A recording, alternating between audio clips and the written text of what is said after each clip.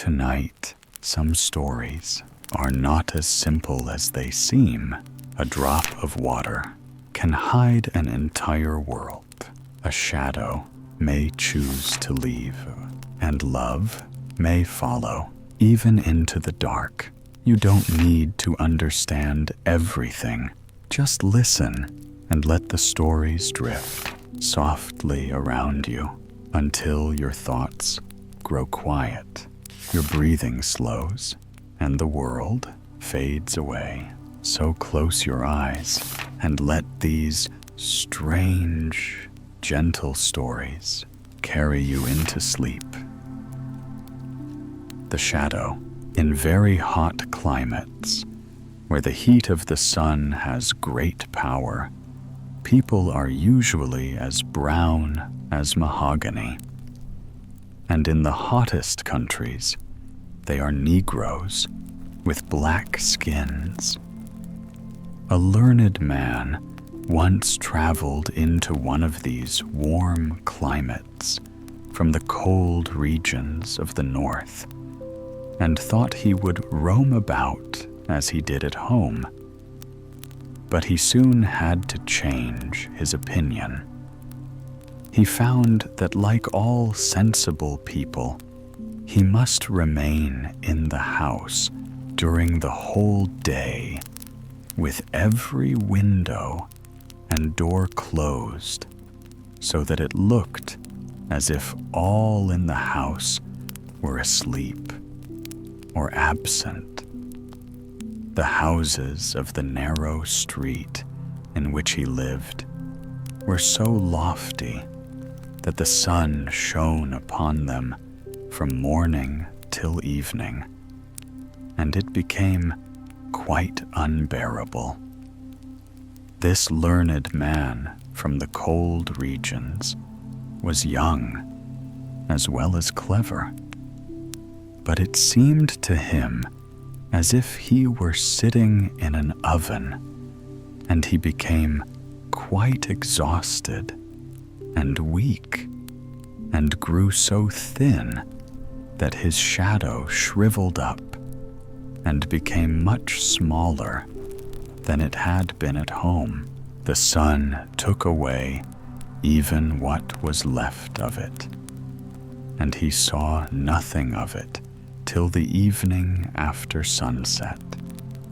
It was really a pleasure, as soon as the lights were brought into the room, to see the shadow stretch itself against the wall, even to the ceiling, so tall was it. And it really wanted a good stretch to recover its strength. The learned man would sometimes go out into the balcony to stretch himself also. And as soon as the stars came forth in the clear, beautiful sky, he felt revived. People at this hour began to make their appearance in all the balconies in the street. For in warm climates, every window has a balcony in which they can breathe the fresh evening air, which is very necessary even to those who are used to a heat that makes them as brown as mahogany, so that the street presented a very lively appearance. Here were shoemakers and tailors and all sorts of people sitting. In the street beneath, they brought out tables and chairs, lighted candles, by hundreds talked and sang and were very merry. There were people walking carriages, driving, and mules trotting along with their bells on the harness, tingle, tingle, as they went. Then the dead were carried to the grave with the sound of solemn music and the tolling of the church bells. It was indeed a scene of varied life in the street. One house only, which was just opposite to the one in which the foreign learned man lived, formed a contrast to all this, for it was quite still. And yet somebody dwelt there, for flowers stood in the balcony, blooming beautifully in the hot sun. And this could not have been unless they had been watered carefully. Therefore, someone must be in the house to do this. The doors leading to the balcony were half opened in the evening, and although in the front room all was dark, music could be heard from the interior of the house. The foreign learned man considered this music very delightful, but perhaps he fancied it, for everything in these warm countries pleased him, excepting the heat of the sun. The foreign landlord said he did not know who had taken the opposite house. Nobody was to be seen there, and as to the music, he thought it seemed very tedious to him, most uncommonly so. It is just as if someone was practicing a piece that he could not manage. It is always the same piece. He thinks, I suppose, that he will be able to manage it at last. But I do not think so, however long he may play it. Once the foreigner woke in the night. He slept with the door open, which led to the balcony. The wind had raised the curtain before it, and there appeared a wonderful brightness over all in the balcony of the opposite house. The flowers seemed like flames of the most gorgeous colors, and among the flowers stood a beautiful, slender maiden. It was to him as if light streamed from her and dazzled his eyes. But then he had only just opened them as he awoke from his sleep. With one spring, he was out of bed and crept softly behind the curtain. But she was gone. The brightness had disappeared. The flowers no longer appeared like flames, although still as beautiful as ever. The door stood ajar, and from an inner room sounded music so sweet and so lovely that it produced the most enchanting thoughts and acted on the senses with magic power. Who could live there? Where was the real entrance, for both in the street and in the lane? At the side, the whole ground floor was a continuation of shops, and people could not always be passing through them. One evening, the foreigner sat in the balcony. A light was burning in his own room, just behind him. It was quite natural, therefore, that his shadow should fall on the wall of the opposite house, so that as he sat amongst the flowers on his balcony, when he moved, his shadow moved also. I think my shadow is the only living thing to be seen opposite, said the learned man. See how pleasantly it sits among the flowers. The door is only ajar. The shadow ought to be clever enough to step in and look about him, and then to come back and tell me what he has seen. You could make yourself useful in this way, said he jokingly. Be so good as to step in now, will you?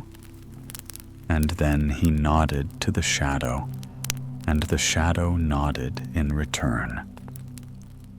Now go, but don't stay away altogether.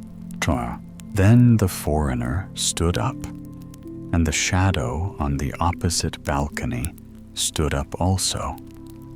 The foreigner turned round.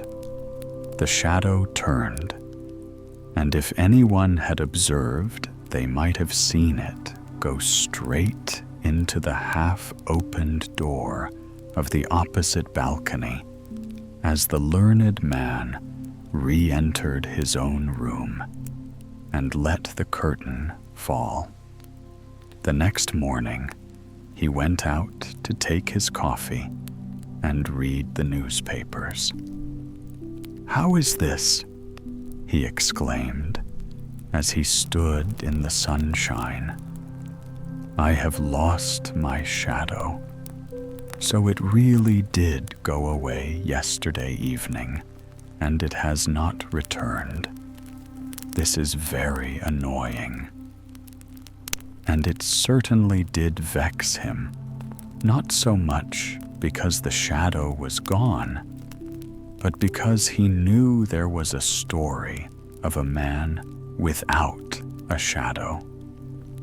All the people at home in his country knew this story, and when he returned and related his own adventures, they would say it was only an imitation, and he had no desire for such things to be said of him. So he decided not to speak of it at all, which was a very sensible determination.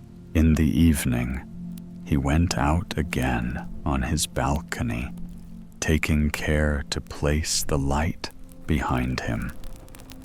For he knew that a shadow always wants his master for a screen, but he could not entice him out.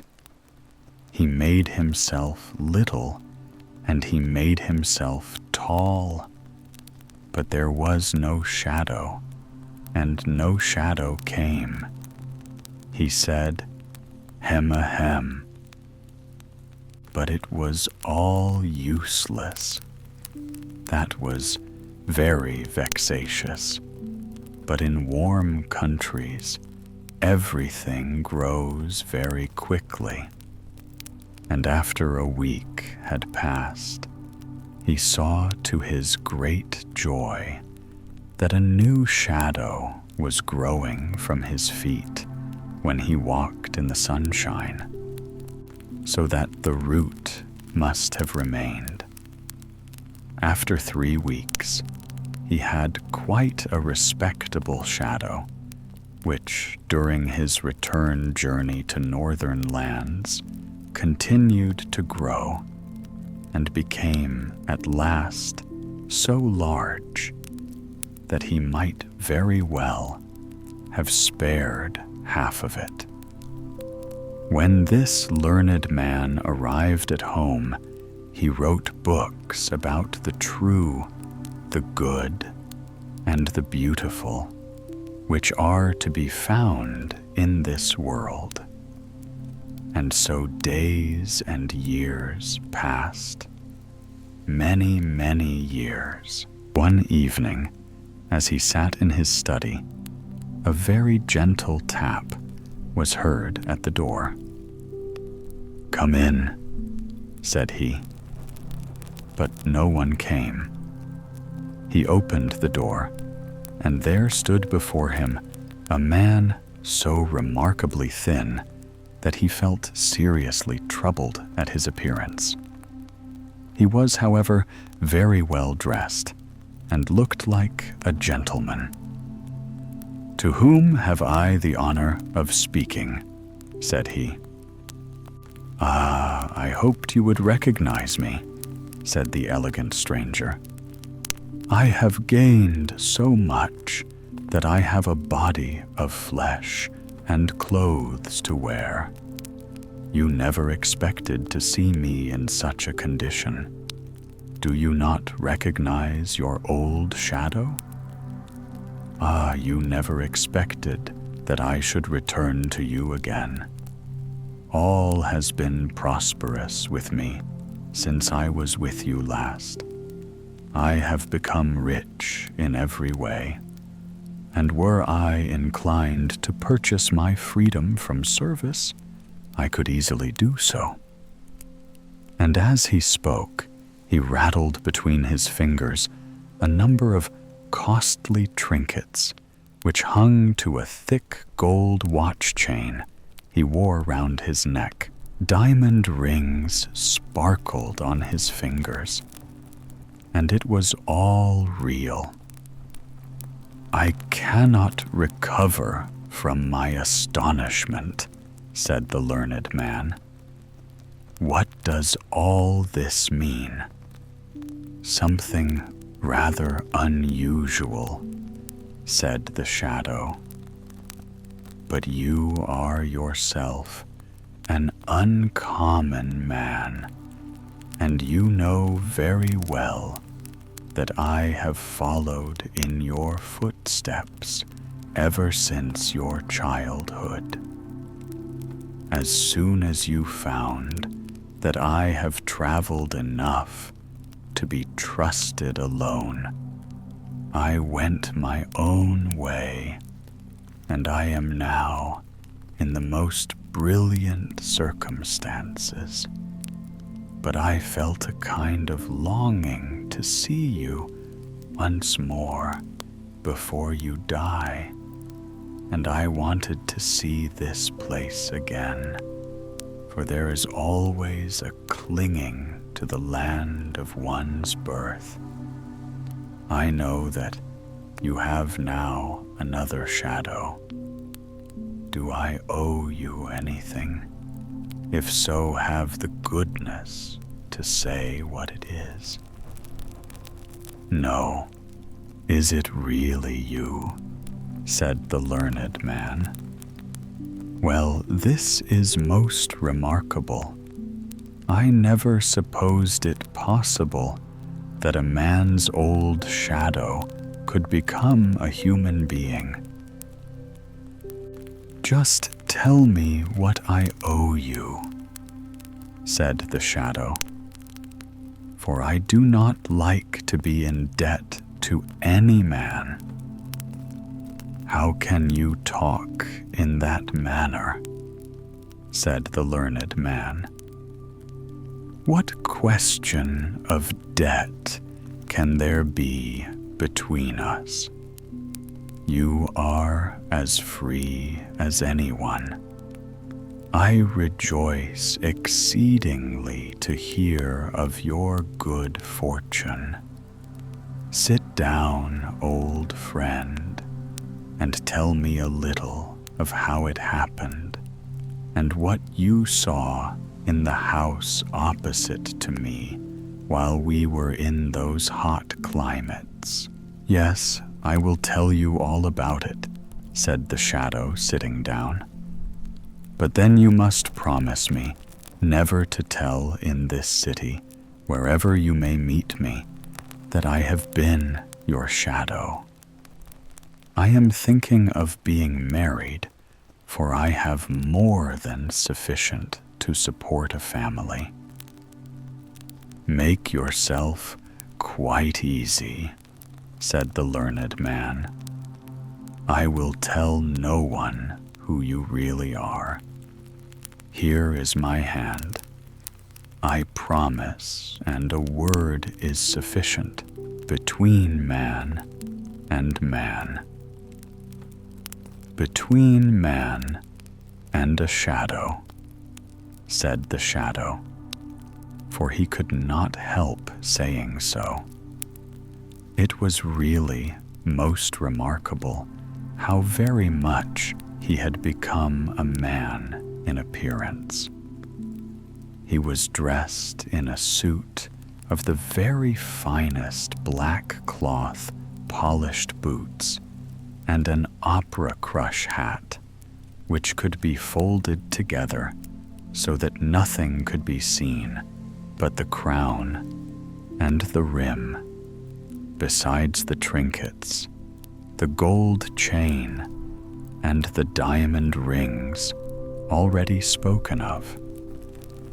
The shadow was in fact very well dressed, and this made a man of him.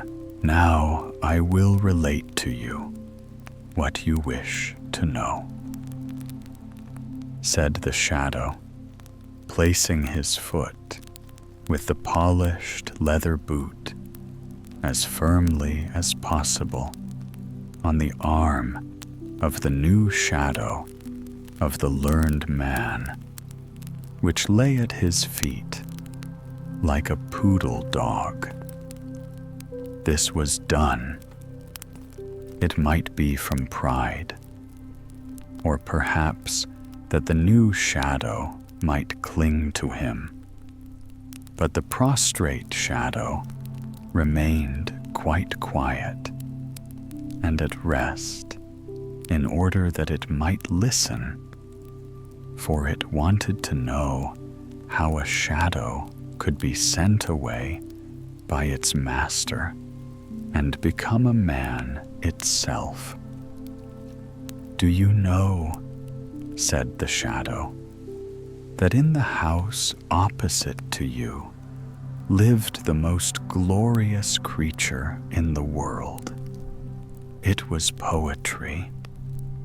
I remained there 3 weeks, and it was more like 3,000 years, for I read all that has ever been written in poetry or prose, and I may say in truth that I saw and learnt everything. Poetry, exclaimed the learned man. Yes, she lives as a hermit in great cities. Poetry, well, I saw her once for a very short moment while sleep weighed down my eyelids. She flashed upon me from the balcony like the radiant aurora borealis surrounded with flowers, like flames of fire. Tell me, you were on the balcony that evening. You went through the door, and what did you see? I found myself in an anteroom, said the shadow. You still sat opposite to me, looking into the room.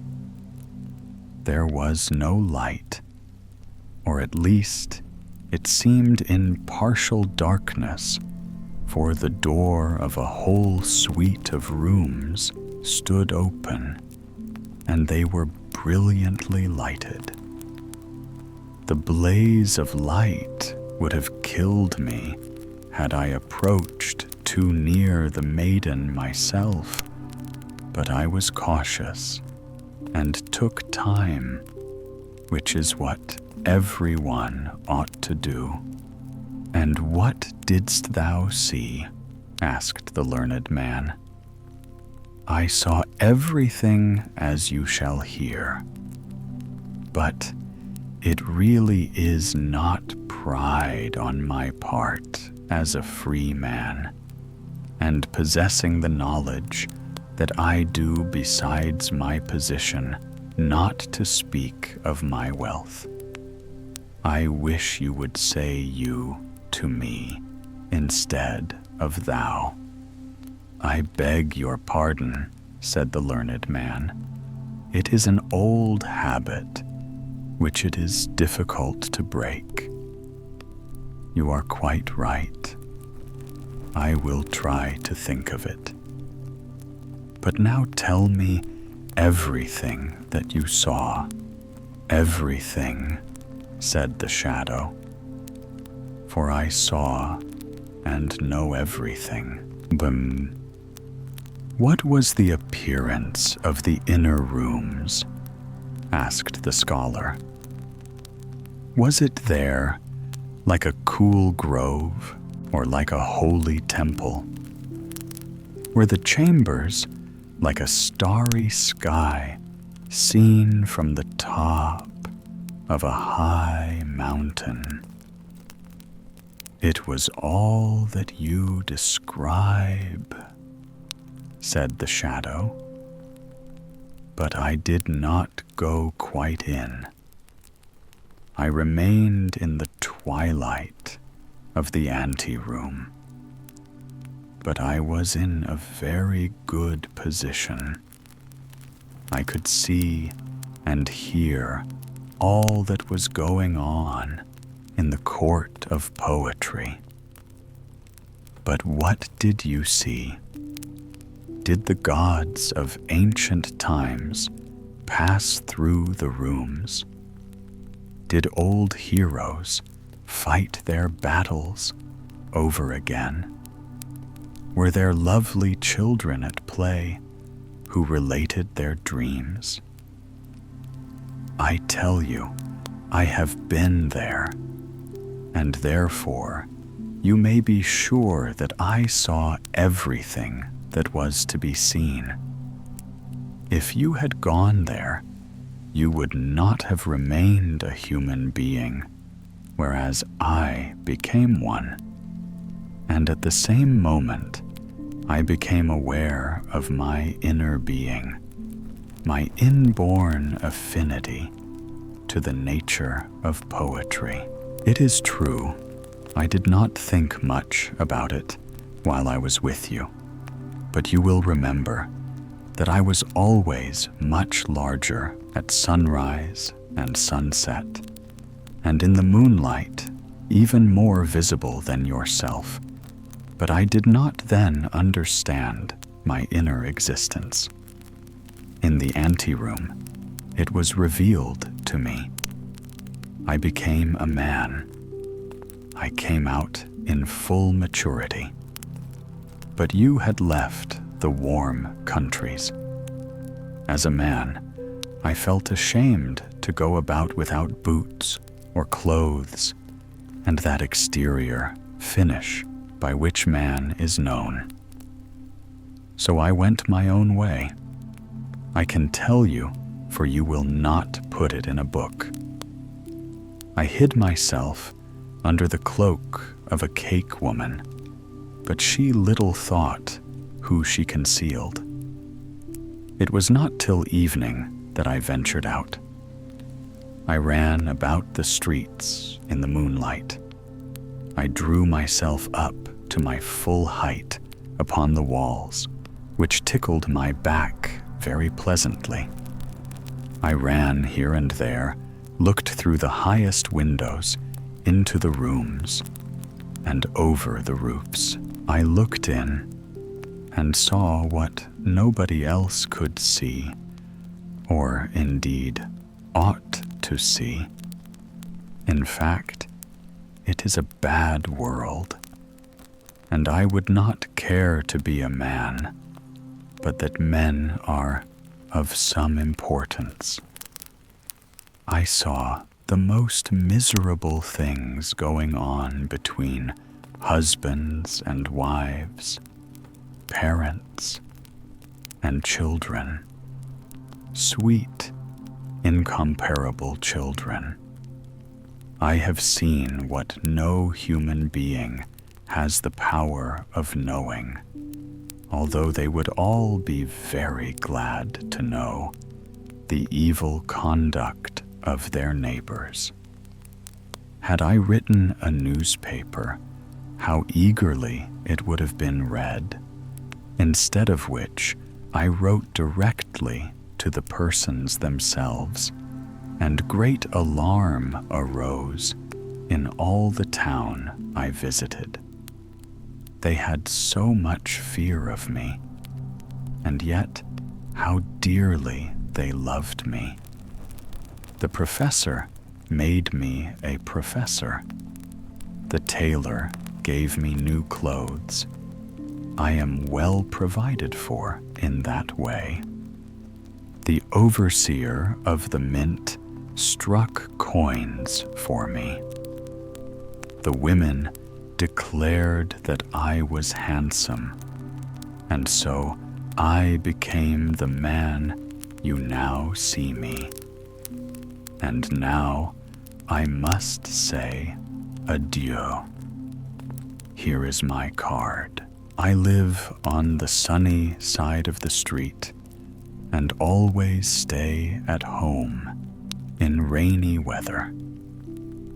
And the shadow departed. This is all very remarkable, said the learned man. Years passed, days and years went by, and the shadow came again. How are you going on now? He asked. Ah, said the learned man, I am writing about the true, the beautiful, and the good, but no one cares to hear anything about it. I am quite in despair, for I take it to heart very much. That is what I never do, said the shadow. I am growing quite fat and stout, which everyone ought to be. You do not understand the world. You will make yourself ill about it. You ought to travel. I am going on a journey. In the summer, will you go with me? I should like a traveling companion. Will you travel with me as my shadow? It would give me great pleasure, and I will pay all expenses. Are you going to travel far? Asked the learned man. That is a matter of opinion, replied the shadow. At all events, a journey will do you good, and if you will be my shadow, then all your journey shall be paid. It appears to me very absurd, said the learned man, but it is the way of the world, replied the shadow, and always will be. Then he went away. Everything went wrong with the learned man.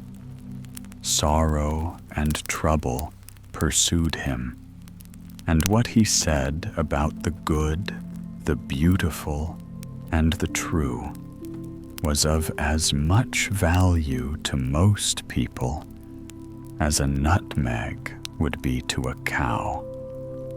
At length, he fell ill. You really look like a shadow, people said to him, and then a cold shudder would pass over him, for he had his own thoughts on the subject. You really ought to go to some watering place, said the shadow on his next visit. There is no other chance for you. I will take you with me for the sake of old acquaintance. I will pay the expenses of your journey, and you shall write a description of it to amuse us by the way. I should like to go to a watering place. My beard does not grow as it ought, which is from weakness, and I must have a beard. Now do be sensible and accept my proposal. We shall travel as intimate friends. and at last they started together. The shadow was master now, and the master became the shadow. They drove together, and rode and walked in company with each other, side by side, or one in front and the other behind, according to the position of the sun. The shadow always knew when to take the place of honor, but the learned man took no notice of it, for he had a good heart and was exceedingly mild and friendly. One day, the master said to the shadow, "We have grown up together from our childhood, and now that we have become traveling companions, shall we not drink to our good fellowship, and say thee and thou to each other? What you say is very straightforward and kindly meant," said the shadow, who was now really master. "I will be equally kind and straightforward. You are a learned man, and know how wonderful human nature is. There are some men who cannot endure the smell of brown paper. It makes them ill. Others will feel a shuddering sensation to their very marrow if a nail is scratched on a pane of glass. I myself have a similar kind of feeling when I hear anyone say, 'thou' to me. I feel crushed by it, as I used to feel in my former position with you. You will perceive that this is a matter of feeling, not pride. I cannot allow you to say 'thou' to me. I will gladly say it to you, and therefore your wish will be half fulfilled." Then the shadow addressed his former master as "thou." "It is going rather too far," said the latter, "that I am to say you when I speak to him, and he is to say 'thou' to me." However, he was obliged to submit.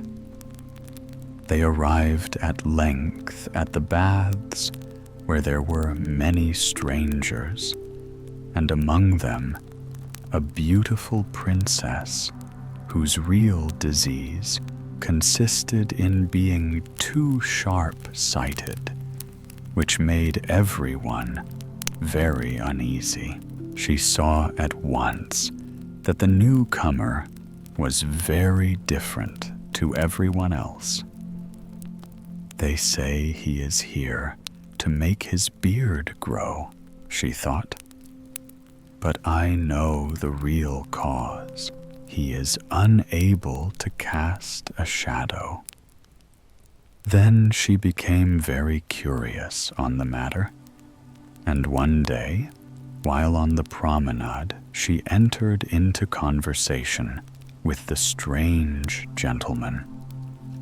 Being a princess, she was not obliged to stand upon much ceremony, so she said to him, without hesitation, "Your illness consists in not being able to cast a shadow. Your Royal Highness must be on the high road to recovery from your illness," said he.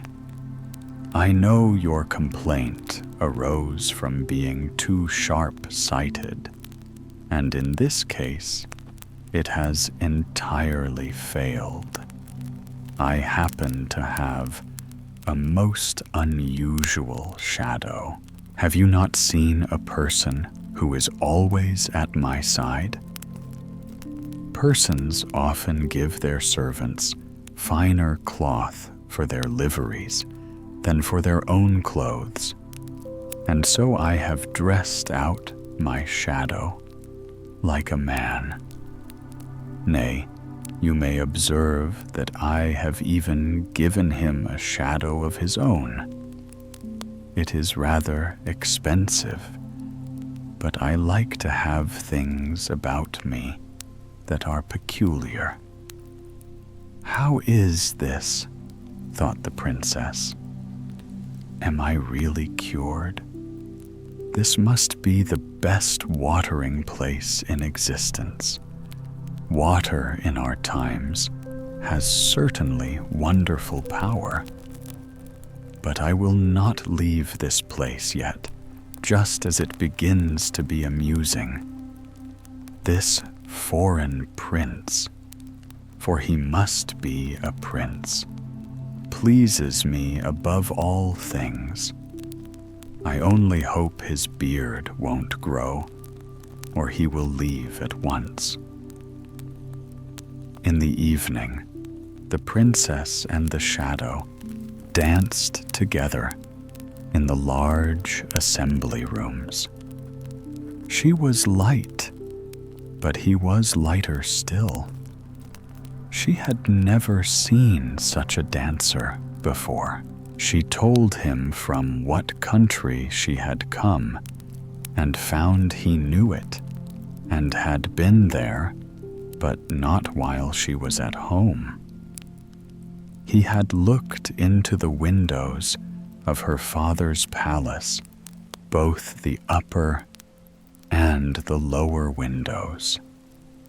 He had seen many things, and could therefore answer the princess and make allusions which quite astonished her. She thought he must be the cleverest man in all the world, and felt the greatest respect for his knowledge.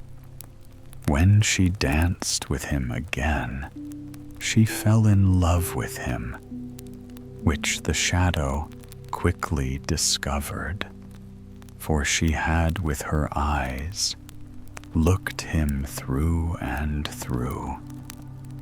They danced once more, and she was nearly telling him, but she had some discretion.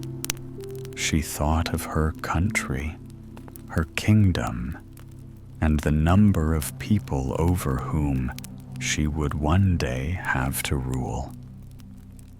He is a clever man, she thought to herself, which is a good thing, and he dances admirably, which is also good. But has he well-grounded knowledge that is an important question, and I must try him. Then she asked him a most difficult question. She herself could not have answered it, and the shadow made a most unaccountable grimace. "You cannot answer that," said the princess. "I learnt something about it in my childhood," he replied, "and believe that even my very shadow, standing over there by the door, could answer it." "Your shadow," said the princess. "Indeed, that would be very remarkable." "I do not say so positively," observed the shadow, "but I am inclined to believe that he can do so. He has followed me for so many years, and has heard so much from me, that I think it is very likely. But your Royal Highness must allow me to observe that he is very proud of being considered a man, and to put him in a good humor, so that he may answer correctly, he must be treated as a man." "I shall be very pleased to do so," said the princess. So she walked up to the learned man who stood in the doorway and spoke to him of the sun and the moon, of the green forests, and of people near home and far off. And the learned man conversed with her pleasantly and sensibly. What a wonderful man he must be to have such a clever shadow, thought she. If I were to choose him, it would be a real blessing to my country and my subjects, and I will do it.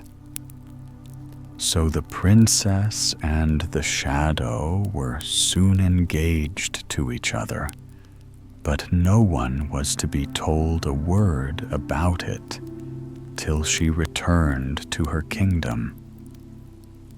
"No one shall know," said the shadow, "not even my own shadow." And he had very particular reasons for saying so. After a time, the princess returned to the land over which she reigned, and the shadow accompanied her.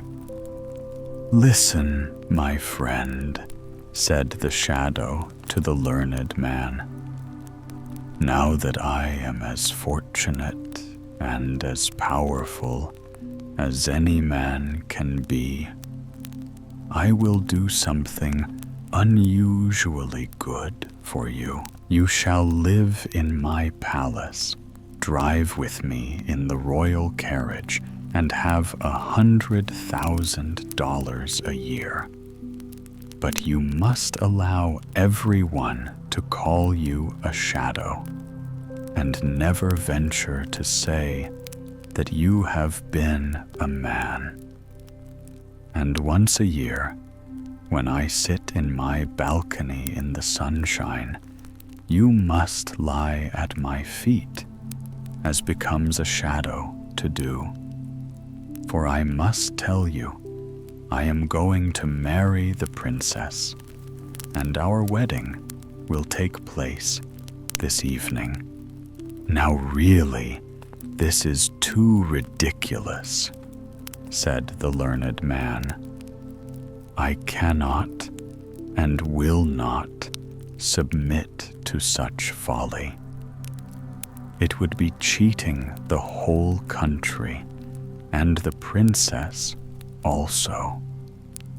I will disclose everything and say that I am the man, and that you are only a shadow dressed up in men's clothes. No one would believe you," said the shadow. "Be reasonable now, or I will call the guards." "I will go straight to the princess," said the learned man. "But I shall be there first," replied the shadow, "and you will be sent to prison." And so it turned out, for the guards readily obeyed him, as they knew he was going to marry the king's daughter. "You tremble," said the princess when the shadow appeared before her. "Has anything happened? You must not be ill today, for this evening our wedding will take place. I have gone through the most terrible affair that could possibly happen," said the shadow. "Only imagine my shadow has gone mad. I suppose such a poor, shallow brain could not bear much. He fancies that he has become a real man, and that I am his shadow. How very terrible, cried the princess. Is he locked up? Oh, yes, certainly, for I fear he will never recover. Poor Shadow, said the princess.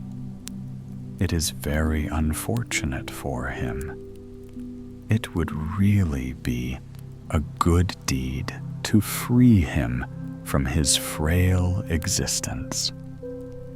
And indeed, when I think how often people take the part of the lower class against the higher in these days, it would be policy to put him out of the way quietly. It is certainly rather hard upon him, for he was a faithful servant, said the Shadow, and he pretended to sigh. Yours is a noble character, said the princess, and bowed herself before him. In the evening, the whole town was illuminated, and cannons fired, boom, and the soldiers presented arms. It was indeed a grand wedding. The princess and the Shadow stepped out on the balcony to show themselves and to receive one cheer more. But the learned man heard nothing of all these festivities, for he had already been executed. The old house, a very old house, stood once in a street with several that were quite new and clean. The date of its erection had been carved on one of the beams and surrounded by scrolls formed of tulips and hop tendrils. By this date, it could be seen that the old house was nearly 300 years old. Verses, too, were written over the windows in old-fashioned letters, and grotesque faces, curiously carved, grinned at you from under the cornices. One story projected a long way over the other, and under the roof ran a leaden gutter with a dragon's head at the end. The rain was intended to pour out at the dragon's mouth, but it ran out of his body instead, for there was a hole in the gutter. The other houses in the street were new and well built, with large window panes and smooth walls. Anyone could see they had nothing to do with the old house. Perhaps they thought, how long will that heap of rubbish remain here to be a disgrace to the whole street? The parapet projects so far forward that no one can see out of our windows what is going on in that direction. The stairs are as broad as the staircase of a castle, and as steep as if they led to a church tower. The iron railing looks like the gate of a cemetery, and there are brass knobs upon it. It is really too ridiculous. Opposite to the old house were more nice new houses, which had just the same opinion as their neighbors. At the window of one of them sat a little boy with fresh, rosy cheeks and clear, sparkling eyes, who was very fond of the old house in sunshine or in moonlight. He would sit and look at the wall from which the plaster had in some places fallen off, and fancy all sorts of scenes which had been in former times. How the street must have looked when the houses had all gable roofs, open staircases, and gutters with dragons at the spout. He could even see soldiers walking about with halberds. Certainly, it was a very good house to look at for amusement. An old man lived in it who wore knee breeches, a coat with large brass buttons, and a wig which anyone could see was a real wig. Every morning, an old man came to clean the rooms and to wait upon him. Otherwise, the old man in the knee breeches would have been quite alone in the house. Sometimes he came to one of the windows and looked out. Then the little boy nodded to him, and the old man nodded back again, till they became acquainted and were friends, although they had never spoken to each other. But that was of no consequence. The little boy one day heard his parents say, "The old man opposite is very well off, but is terribly lonely." The next Sunday morning, the little boy wrapped something in a piece of paper and took it to the door of the old house and said to the attendant who waited upon the old man, "Will you please give this from me to the gentleman who lives here? I have 2 tin soldiers, and this is one of them, and he shall have it, because I know he is terribly lonely." And the old attendant nodded and looked very pleased, and then he carried the tin soldier into the house. Afterwards, he was sent over to ask the little boy if he would not like to pay a visit himself. His parents gave him permission, and so it was that he gained admission to the old house. The brassy knobs on the railings shone more brightly than ever, as if they had been polished on account of his visit. And on the door were carved trumpeters standing in tulips, and it seemed as if they were blowing with all their might. Their cheeks were so puffed out. "Tantarara, the little boy is coming. Tantarara, the little boy is coming." Then the door opened. All round the hall hung old portraits of knights in armor and ladies in silk gowns, and the armor rattled and the silk dresses rustled. Then came a staircase which went up a long way, and then came down a little way, and led to a balcony which was in a very ruinous state. There were large holes and long cracks out of which grew grass and leaves. Indeed, the whole balcony, the courtyard, and the walls were so overgrown with green that they looked like a garden.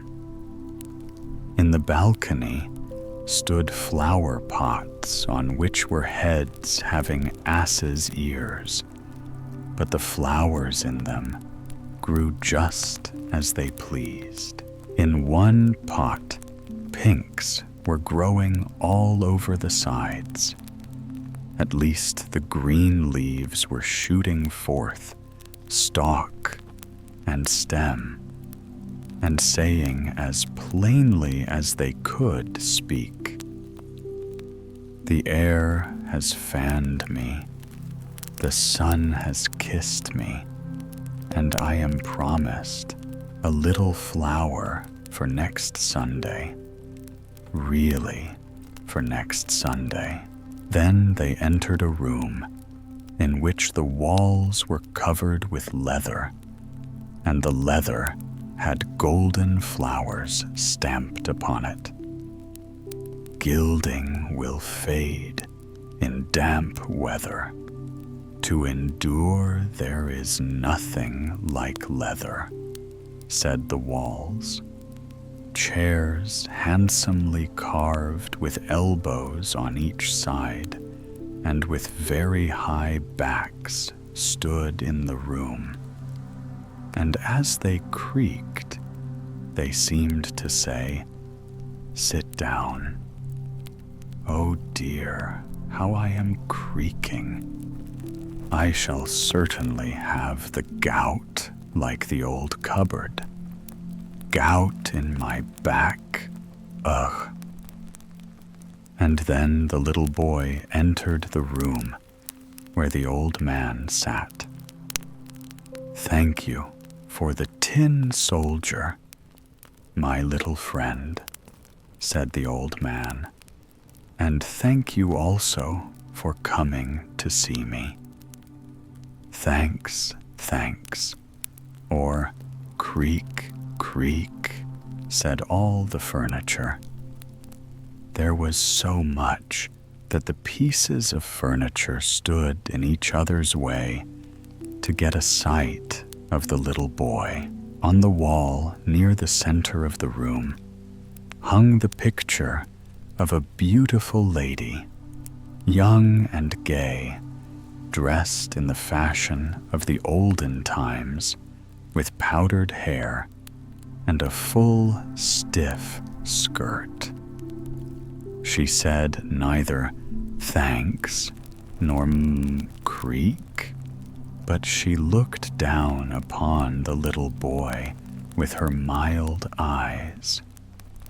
And then he said to the old man, "Where did you get that picture?" "From the shop opposite," he replied. "Many portraits hang there that none seem to trouble themselves about. The persons they represent have been dead and buried long since.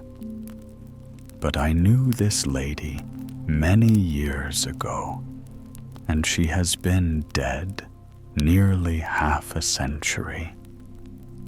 Under a glass beneath the picture hung a nosegay of withered flowers, which were no doubt half a century old too.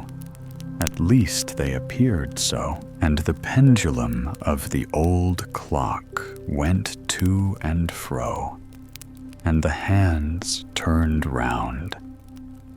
And as time passed on, everything in the room grew older, but no one seemed to notice it. "They say at home," said the little boy, "that you are very lonely." "Oh," replied the old man, "I have pleasant thoughts of all that has passed, recalled by memory, and now you are come to visit me, and that is very pleasant."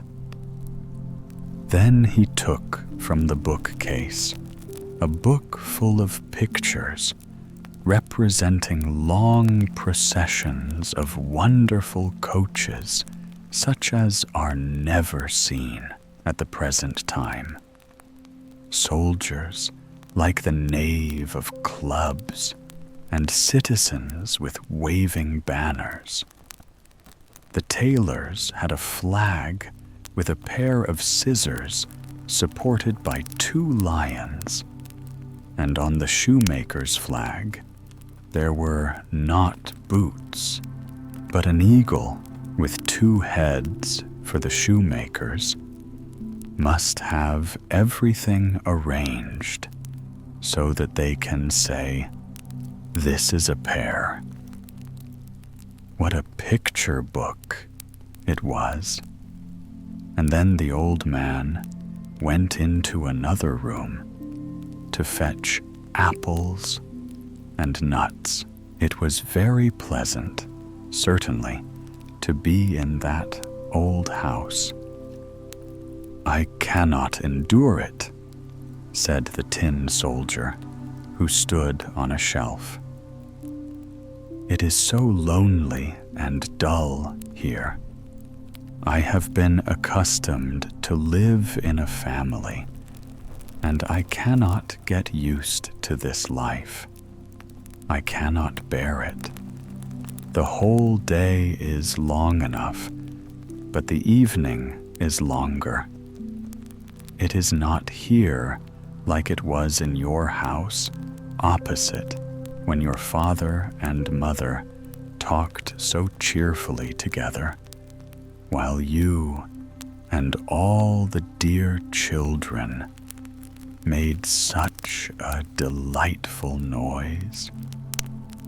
No, it is all lonely in the old man's house.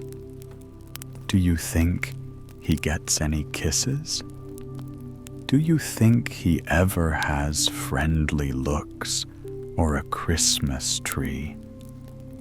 He will have nothing now but the grave. Oh, I cannot bear it. You must not look only on the sorrowful side," said the little boy. "I think everything in this house is beautiful, and all the old pleasant thoughts come back here to pay visits. Ah, but I never see any, and I don't know them," said the tin soldier, "and I cannot bear it." "You must bear it," said the little boy.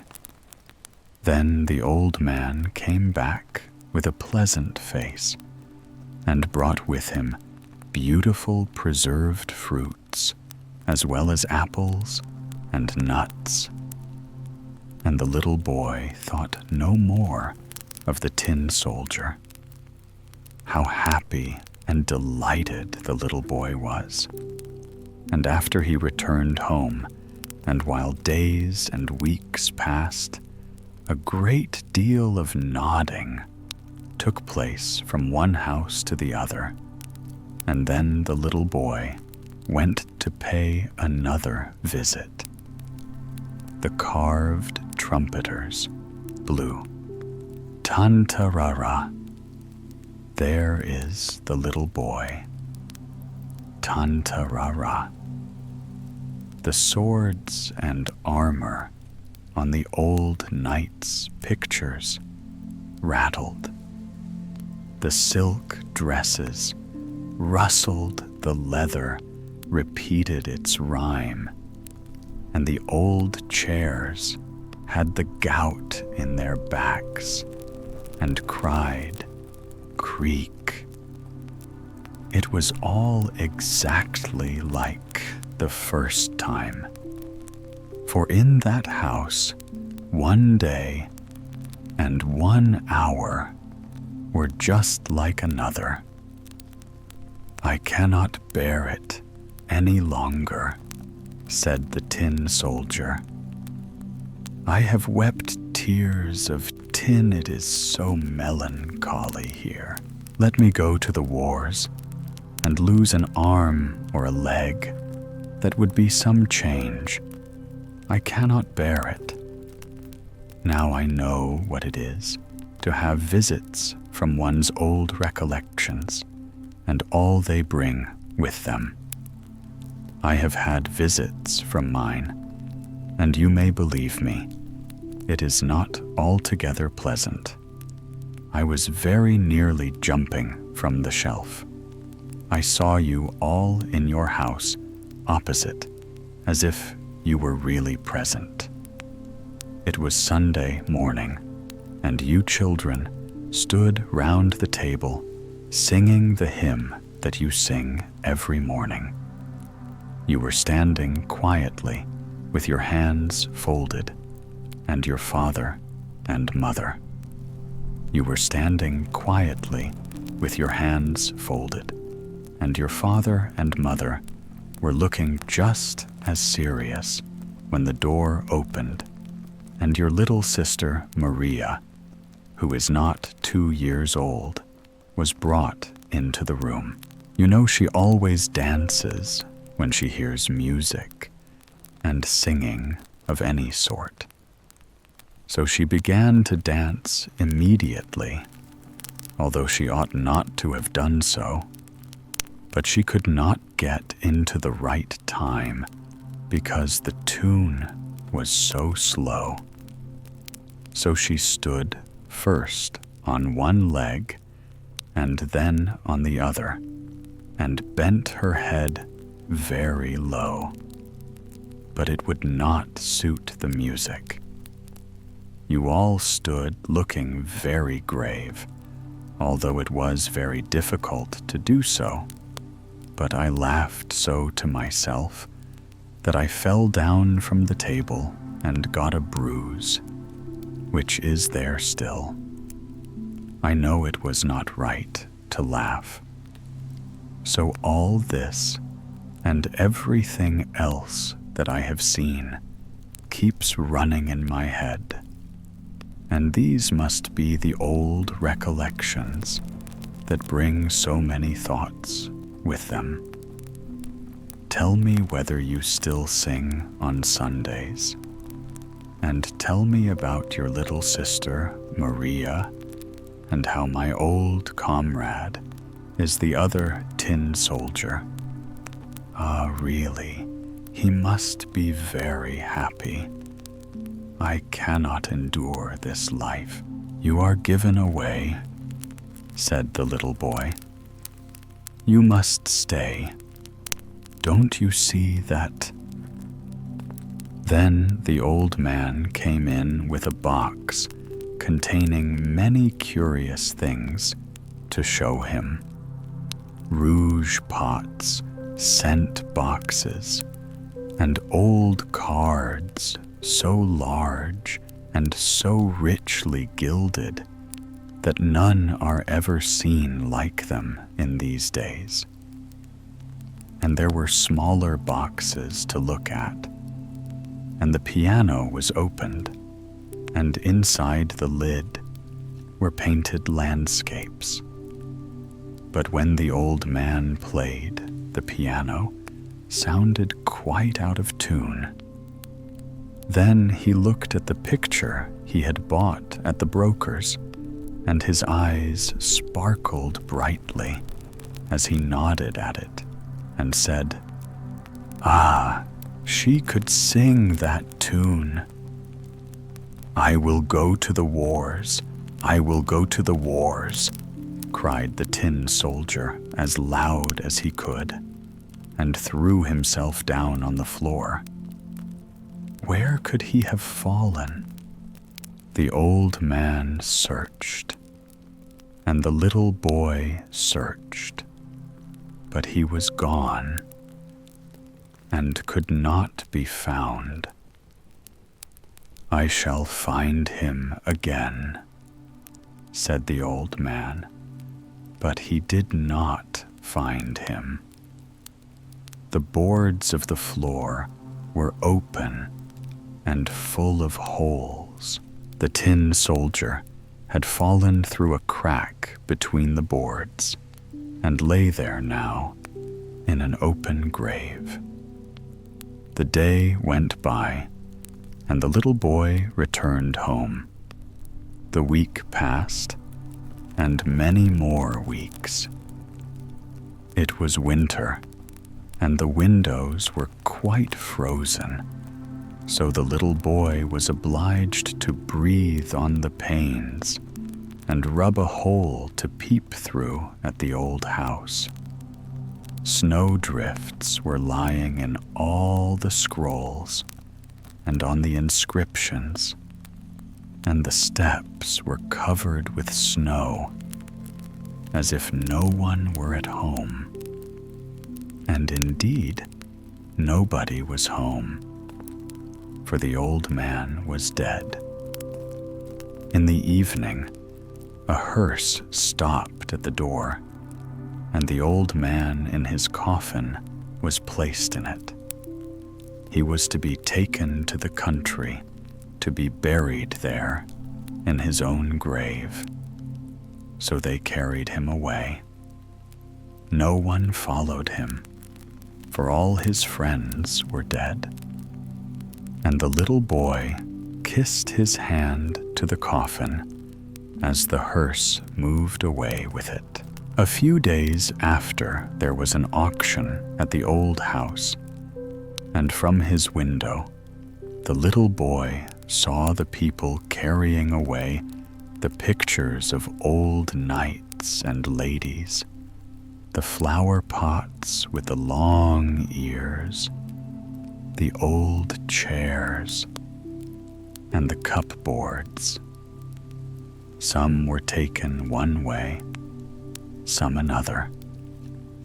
Her portrait, which had been bought at the picture dealer's, went back again to his shop, and there it remained, for no one seemed to know her or to care for the old picture. In the spring, they began to pull the house itself down. People called it complete rubbish. From the street could be seen the room in which the walls were covered with leather, ragged and torn, and the green in the balcony hung straggling over the beams. They pulled it down quickly, for it looked ready to fall, and at last it was cleared away altogether. "What a good riddance," said the neighbors' houses. Very shortly, a fine new house was built farther back from the road. It had lofty windows and smooth walls, but in front, on the spot where the old house really stood, a little garden was planted, and wild vines grew up over the neighboring walls. In front of the garden were large iron railings and a great gate which looked very stately. People used to stop and peep through the railings. The sparrows assembled in dozens upon the wild vines and chattered all together as loud as they could, but not about the old house. None of them could remember it, for many years had passed by, so many, indeed, that the little boy was now a man, and a really good man too, and his parents were very proud of him. He was just married, and had come with his young wife to reside in the new house with the garden in front of it. And now he stood there by her side while she planted a field flower that she thought very pretty. She was planting it herself with her little hands and pressing down the earth with her fingers. "Oh dear, what was that?" she exclaimed, as something pricked her. Out of the soft earth, something was sticking up. It was, only think, it was really the tin soldier, the very same which had been lost up in the old man's room and had been hidden among old wood and rubbish for a long time till it sunk into the earth where it must have been for many years. And the young wife wiped the soldier first with a green leaf, and then with her fine pocket handkerchief that smelt of such beautiful perfume. And the tin soldier felt as if he was recovering from a fainting fit. "Let me see him," said the young man, and then he smiled and shook his head and said, "It can scarcely be the same, but it reminds me of something that happened to one of my tin soldiers when I was a little boy." "What?" And then he told his wife about the old house and the old man, and of the tin soldier which he had sent across because he thought the old man was lonely. And he related the story so clearly that tears came into the eyes of the young wife for the old house and the old man. "It is very likely that this is really the same soldier," said she, "and I will take care of him and always remember what you have told me. But someday you must show me the old man's grave." "I don't know where it is," he replied. "No one knows. All his friends are dead. No one took care of him, and I was only a little boy. Oh, how dreadfully lonely he must have been," said she. "Yes, terribly lonely," cried the tin soldier. "Still it is delightful not to be forgotten." "Delightful indeed," cried a voice quite near to them. No one but the tin soldier saw that it came from a rag of the leather which hung in tatters. It had lost all its gilding and looked like wet earth, but it had an opinion, and it spoke it thus: "Gilding will fade in damp weather. To endure there is nothing like leather." But the tin soldier did not believe any such thing. The story of a mother. A mother sat by her little child. She was very sad, for she feared it would die.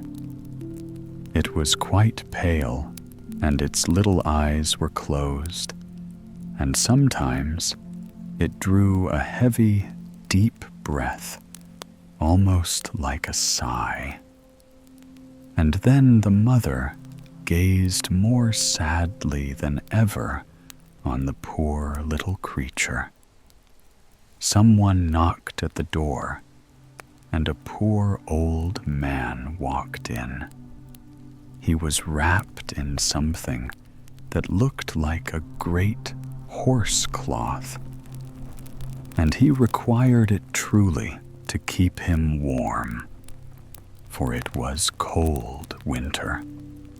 The country everywhere lay covered with snow and ice, and the wind blew so sharply that it cut one's face. The little child had dozed off to sleep for a moment, and the mother, seeing that the old man shivered with the cold, rose and placed a small mug of beer on the stove to warm for him. The old man sat and rocked the cradle, and the mother seated herself on a chair near him and looked at her sick child, who still breathed heavily and took hold of its little hand. "You think I shall keep him, do you not?" she said. "Our all-merciful God will surely not take him away from me." The old man, who was indeed Death himself, nodded his head in a peculiar manner, which might have signified either yes or no. And the mother cast down her eyes while the tears rolled down her cheeks. Then her head became heavy, for she had not closed her eyes for 3 days and nights, and she slept, but only for a moment. Shivering with cold, she started up and looked round the room. The old man was gone, and her child, it was gone too. The old man had taken it with him. In the corner of the room, the old clock began to strike. Whir went the chains.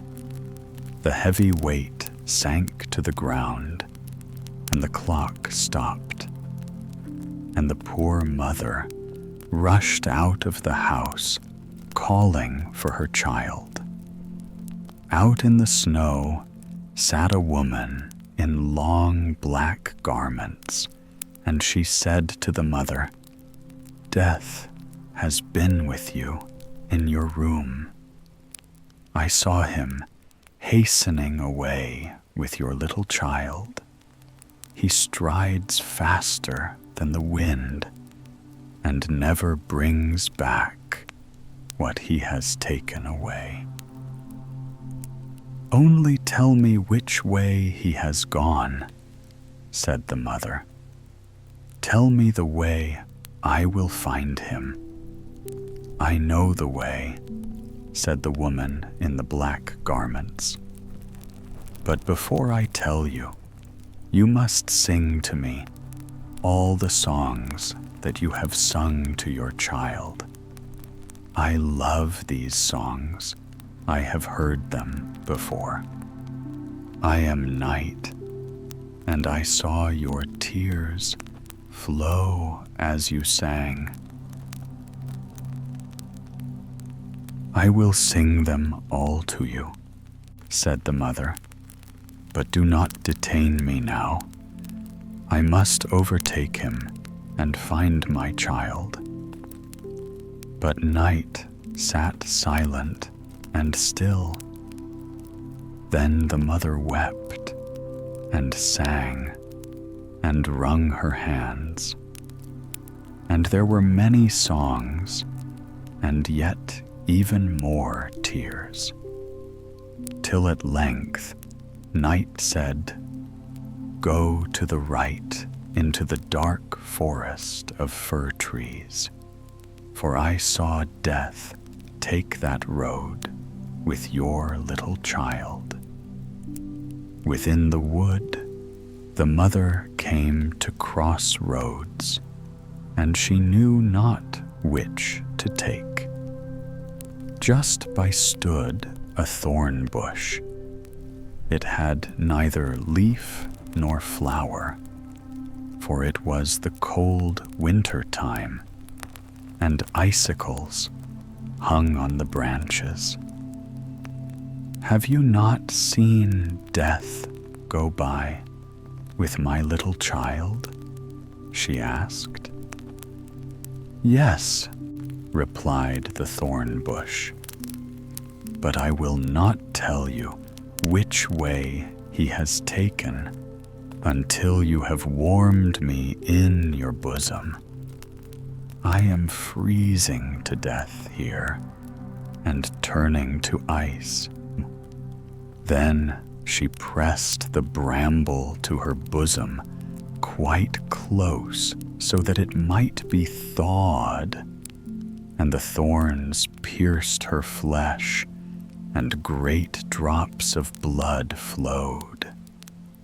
But the bramble shot forth fresh green leaves, and they became flowers on the cold winter's night.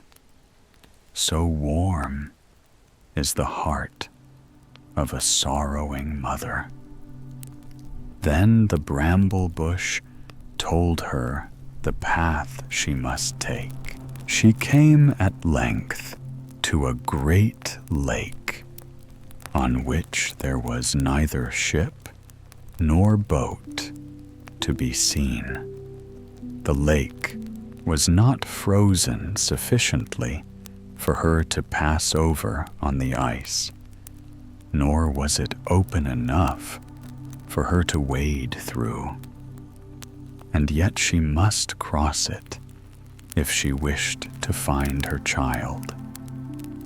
Then she laid herself down to drink up the water of the lake, which was, of course, impossible for any human being to do.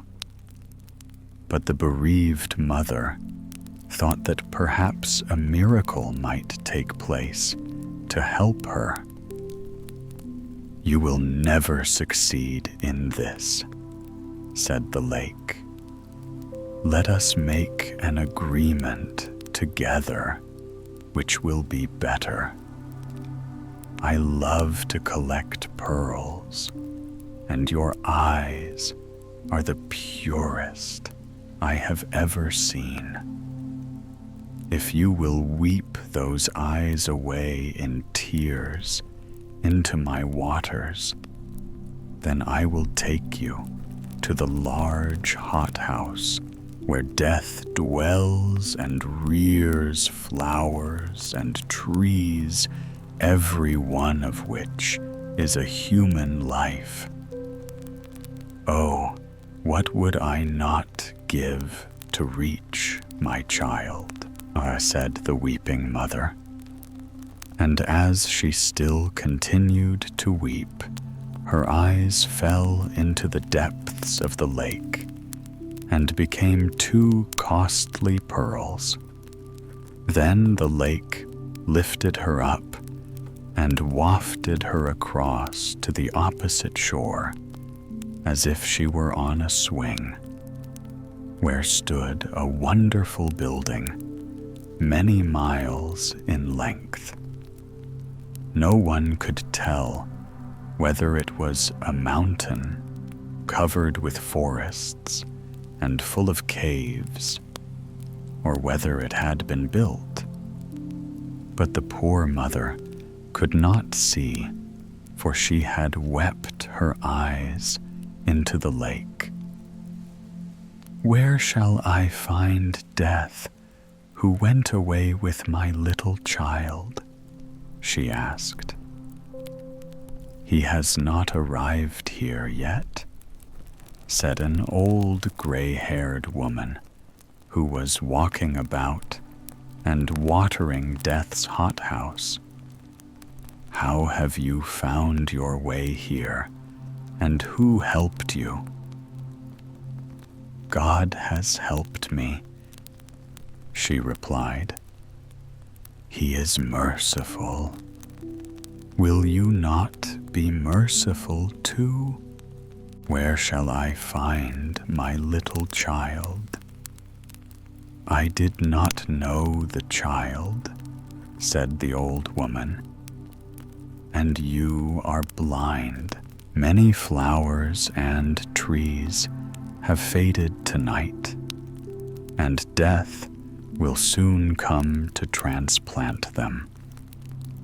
You know already that every human being has a life tree or a life flower, just as may be ordained for him. They look like other plants, but they have hearts that beat. Children's hearts also beat. From that you may perhaps be able to recognize your child. But what will you give me if I tell you what more you will have to do?" "I have nothing to give," said the afflicted mother, "but I would go to the ends of the earth for you." "I can give you nothing to do for me there," said the old woman, "but you can give me your long black hair. You know yourself that it is beautiful and it pleases me. You can take my white hair in exchange, which will be something in return. Do you ask nothing more than that?" said she. "I will give it to you with pleasure." And she gave up her beautiful hair and received in return the white locks of the old woman. Then they went into Death's vast hothouse, where flowers and trees grew together in wonderful profusion. Blooming hyacinths under glass bells and peonies like strong trees. There grew water plants, some quite fresh, and others looking sickly, which had water snakes twining round them, and black crabs clinging to their stems. There stood noble palm trees, oaks and plantains, and beneath them bloomed thyme and parsley. Each tree and flower had a name. Each represented a human life and belonged to men still living, some in China, others in Greenland, and in all parts of the world.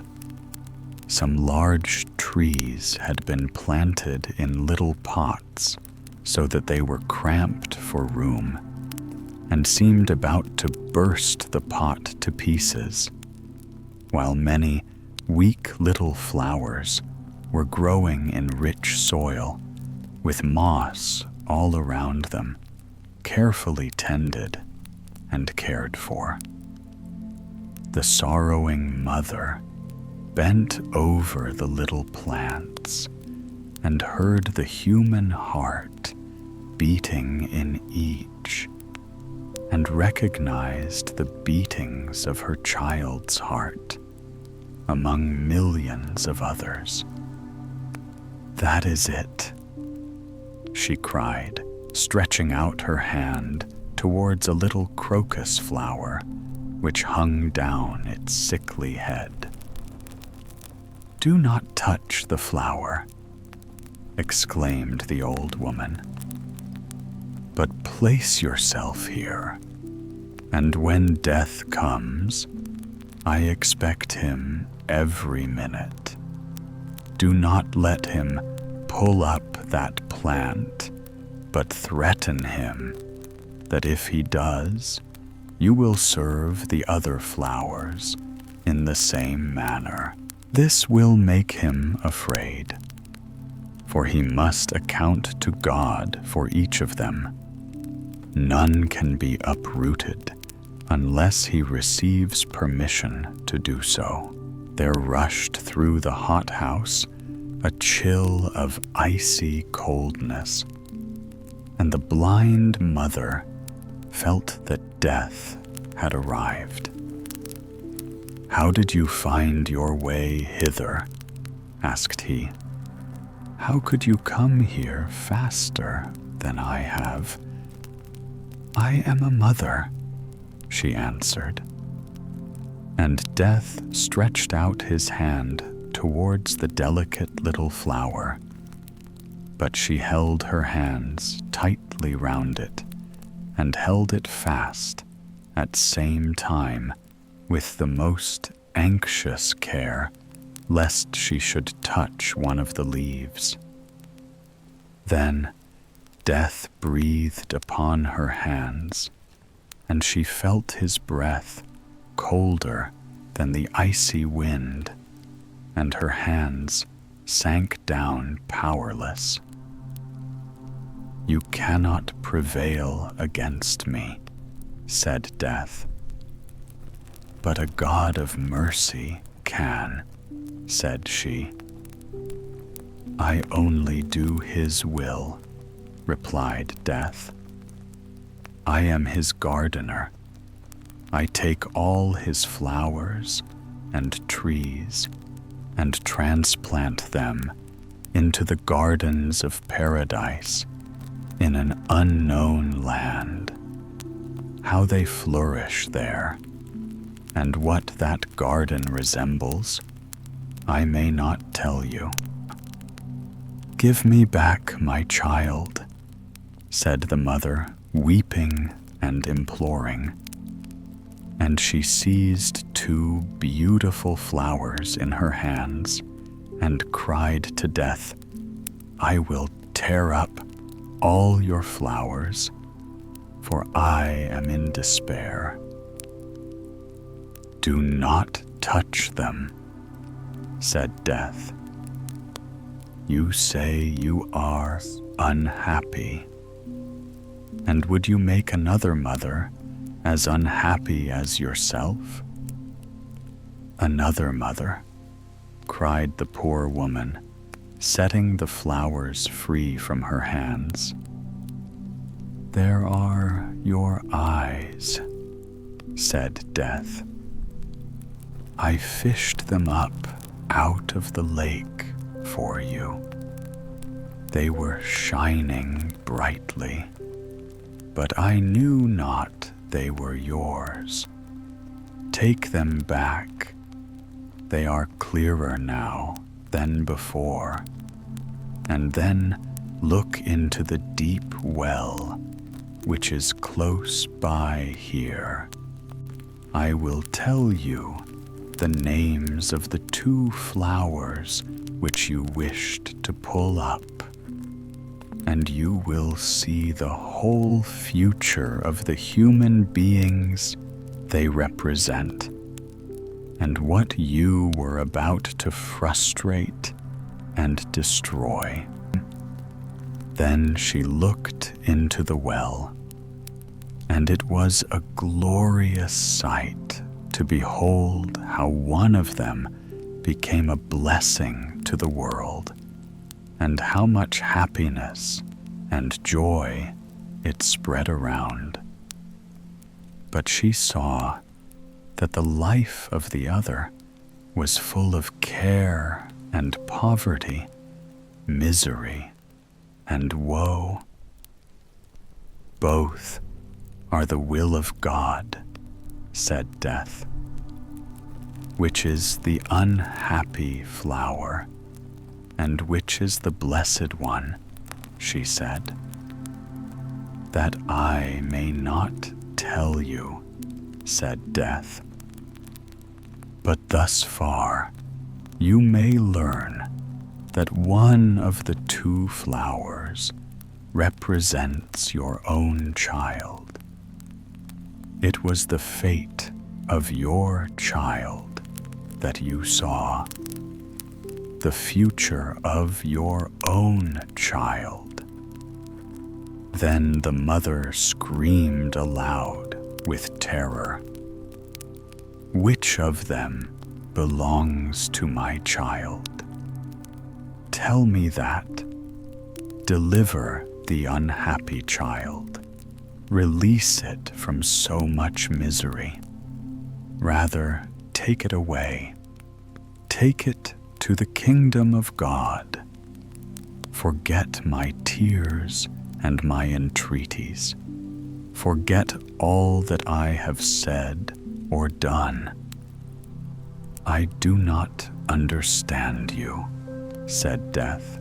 "Will you have your child back, or shall I carry him away to a place that you do not know?" Then the mother wrung her hands fell on her knees and prayed to God.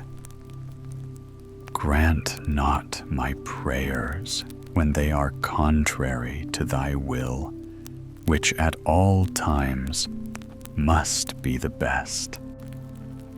Oh, hear them not. And her head sank on her bosom. Then death carried away her child to the unknown land. The happy family. The largest green leaf in this country is certainly the burdock leaf. If you hold it in front of you, it is large enough for an apron. And if you hold it over your head, it is almost as good as an umbrella. It is so wonderfully large. A burdock never grows alone. Where it grows, there are many more, and it is a splendid sight. And all this splendor is good for snails.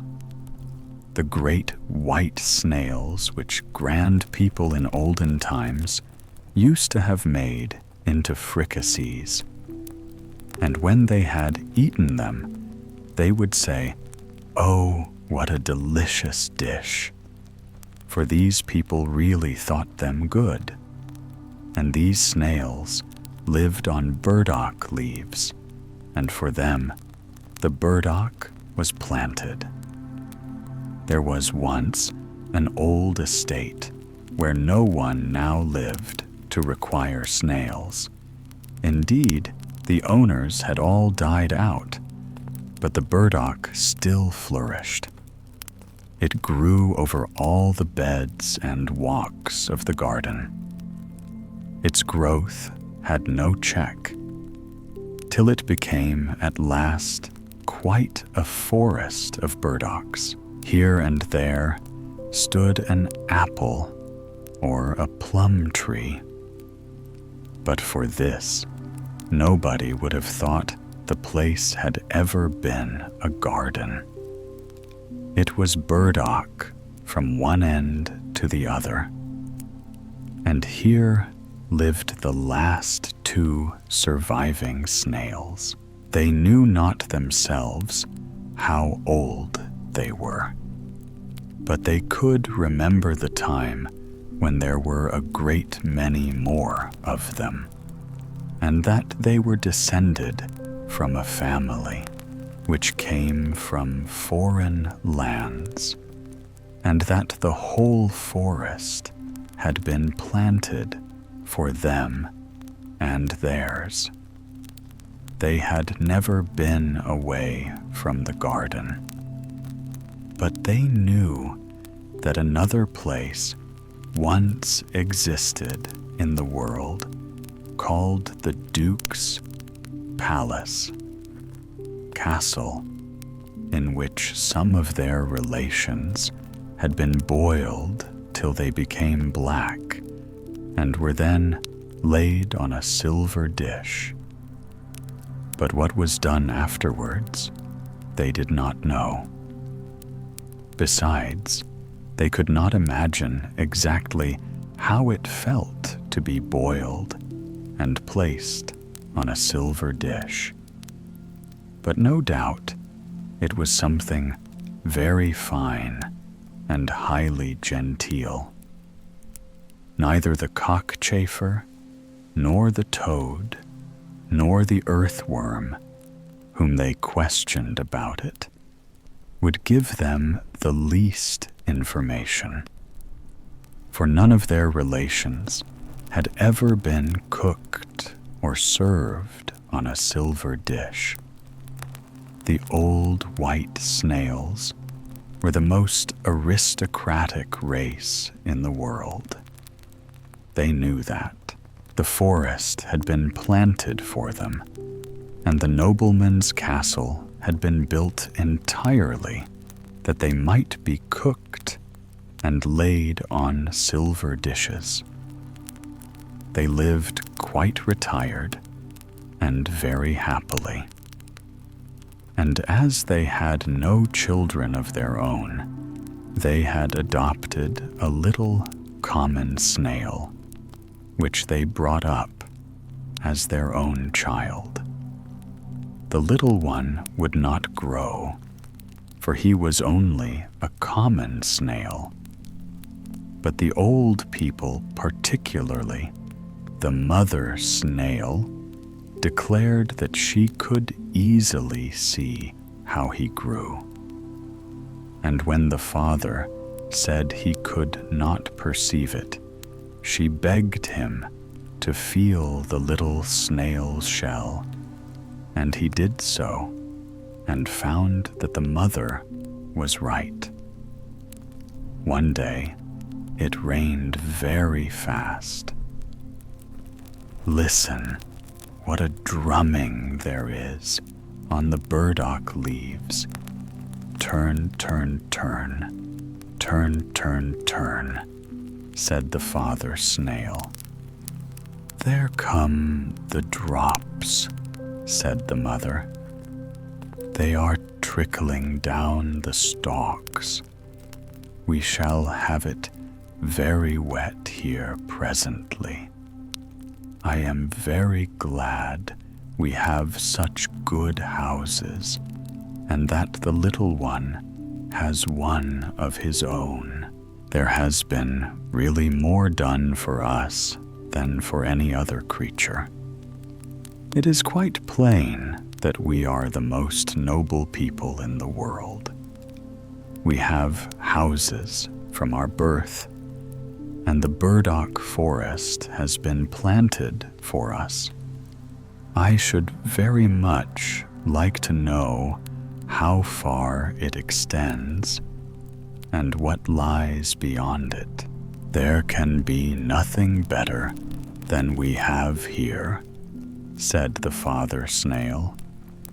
I wish for nothing more. Yes, but I do, said the mother. I should like to be taken to the palace and boiled and laid upon a silver dish, as was done to all our ancestors. And you may be sure it must be something very uncommon. The nobleman's castle perhaps has fallen to decay, said the snail father, or the burdock wood may have grown out. You need not be in a hurry. You are always so impatient, and the youngster is getting just the same. He has been 3 days creeping to the top of that stalk. I feel quite giddy when I look at him. You must not scold him, said the mother snail. He creeps so very carefully. He will be the joy of our home, and we old folks have nothing else to live for. But have you ever thought where we are to get a wife for him? Do you think that farther out in the wood there may be others of our race? There may be black snails, no doubt, said the old snail. Black snails without houses. But they are so vulgar and conceited too. But we can give the ants a commission. They run here and there as if they all had so much business to get through. They most likely will know of a wife for our youngster. I certainly know a most beautiful bride, said one of the ants, but I fear it would not do, for she is a queen. That does not matter, said the old snail. Has she a house? She has a palace, replied the ant. A most beautiful ant palace with 700 passages. Thank you, said the mother snail. But our boy shall not go to live in an ant-hill.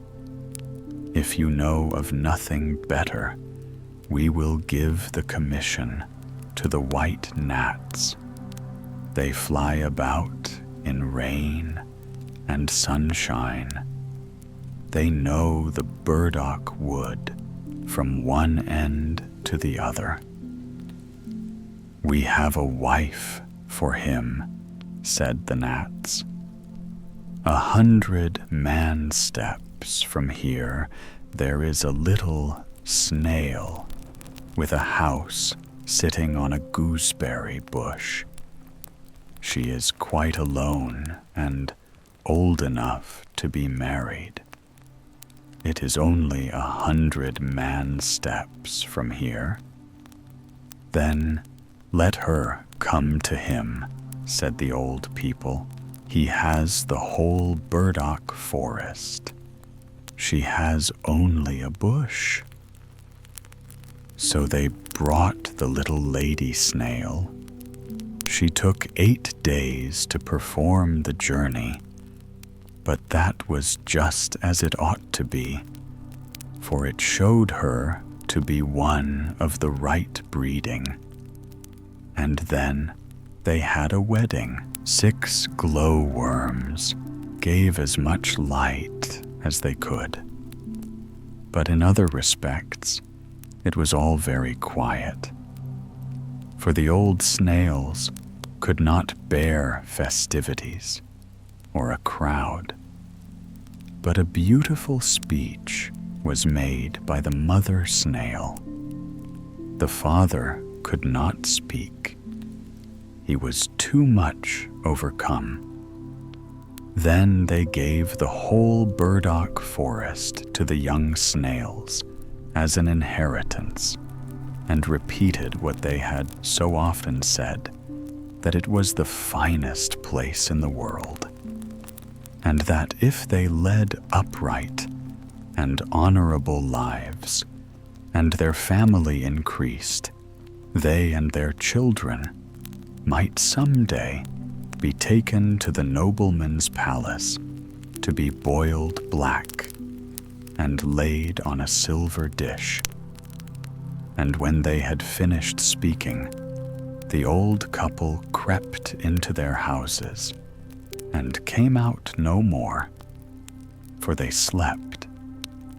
The young snail pair now ruled in the forest and had a numerous progeny. But as the young ones were never boiled or laid in silver dishes, they concluded that the castle had fallen into decay, and that all the people in the world were dead. And as nobody contradicted them, they thought they must be right. And the rain fell upon the burdock leaves to play the drum for them, and the sun shone to paint colors on the burdock forest for them, and they were very happy.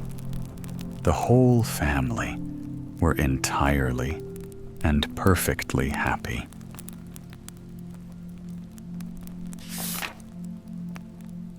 The drop of water. Of course, you know what a magnifying glass is. One of those little round lenses that makes every tiny thing look 100 times bigger than it truly is. Through it, a crumb becomes a mountain, a hair, a tree trunk, and a drop of pond water, a whole universe. When a person holds such a glass to his eye and gazes upon that small glistening bead drawn from the still pond by the meadow, he will see, if he has any patience, 1,000 marvelous beings swimming and tumbling about creatures invisible to the naked sight, yet as real as you or I. They dart and whirl and twist in wild delight. They chase one another and seize one another. They dance their little dances and fight their little wars.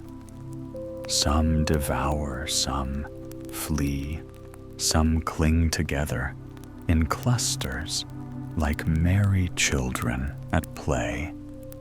It almost looks like a crowded marketplace of spiders, all leaping and tumbling about in confusion, fierce yet strangely joyful in their own busy way. Now, in a small crooked hut at the edge of the village, lived an old man whom everyone called Crabble. And truly, that was his name. He was a curious soul, greedy for wonders, and always longing for the best of everything.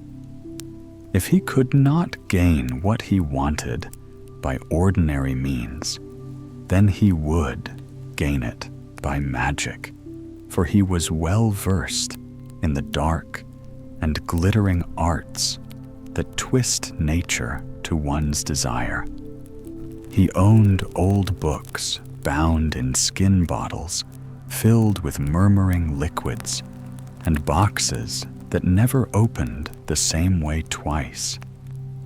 Yet of all his possessions, his most beloved was a simple thing, a magnifying glass clear as ice, and set in brass, through which he believed the secrets of the world could be read like writing upon glass. One afternoon, while the wind whispered over the reeds, Crabble sat by his window and held the lens to his eye. He had scooped a drop of water from a muddy puddle near the ditch, a common drop, brownish and dull to anyone else.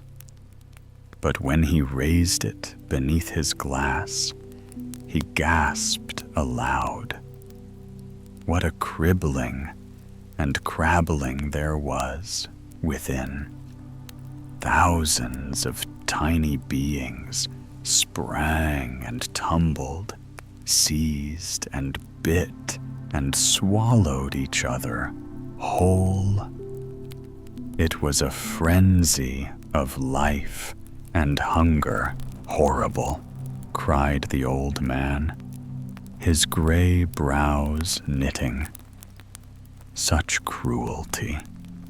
Can they not be persuaded to live in peace and quietness, each tending his own little affairs, without trampling his neighbor? He pondered long over this, drumming his fingers upon the table, but no peaceful plan would do. At last he muttered, "If I am to understand them, they must be made clearer to my sight. Perhaps a touch of color will reveal their nature." So he reached for a small vial that glowed faintly in the dusk. Into the droplet of water, he let fall a single ruby red bead of liquid.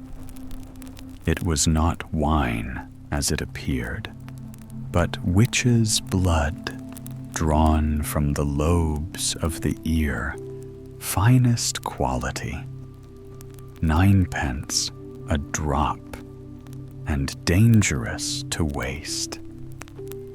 The moment it touched the water, the whole tiny world blushed pink. Now the creatures shone like naked little men and women rushing through the rosy light. It looked, indeed, like an entire city of wild folk stripped bare to the skin. Just then, another magician passed by, an odd fellow, ancient as the hills, and so secret that no one had ever given him a name. He was simply called the Nameless One. And that was perhaps the best thing about him. "What curiosity have you caught there, Cribble Crabble?" he asked, peering with eyes as sharp as needles. "If you can guess," said Cribble. Crabble, chuckling, "I'll make you a gift of it." "That is easily said," replied the Nameless One, "but not so easily done." He took up the magnifying glass and bent close. Through the lens, he saw what seemed to be a vast city, alive with countless naked beings. Streets of movement, squares of struggle, alleys of noise and dust, everywhere quarrel and uproar. It was terrible to watch. One creature clawed another. One was dragged down as another climbed up. Teeth flashed, limbs tangled. The stronger trampled the weak. The quick outwitted the slow. "Look there," cried one little man. "His leg is longer than mine, away with it." Another jeered. "That one bears a bruise. It must pain him. Let it pain him more." They swarmed upon the wounded. One tore and bit and devoured him. And see, over there sat a gentle creature, quiet as a maiden wishing only for peace. Yet even she was not spared. They pulled her hair, dragged her to the center, and tore her apart with laughter. The Nameless One lowered the glass and gave a dry little laugh. "That is a merry sight," said he. "Indeed," said Cribble Crabble. "But can you tell me what it is?" "Why, surely that is plain enough," said the other. "It is Paris or London or any great city of men, for they are all the same. See how they scramble and bite, how they envy and destroy one another. A great city indeed." Cribble Crabble leaned back and chuckled till the tears ran down his cheeks. "A city," he said at last. "You are mistaken, friend. It is nothing more than a drop of puddle water." The Nameless One smiled faintly, but whether in scorn or sorrow, none could tell. "Then your puddle is wiser than most men," he said, and went his way, leaving Cribble Crabble to stare once more into the little red world that boiled and shimmered under his glass, a tiny mirror of all mankind.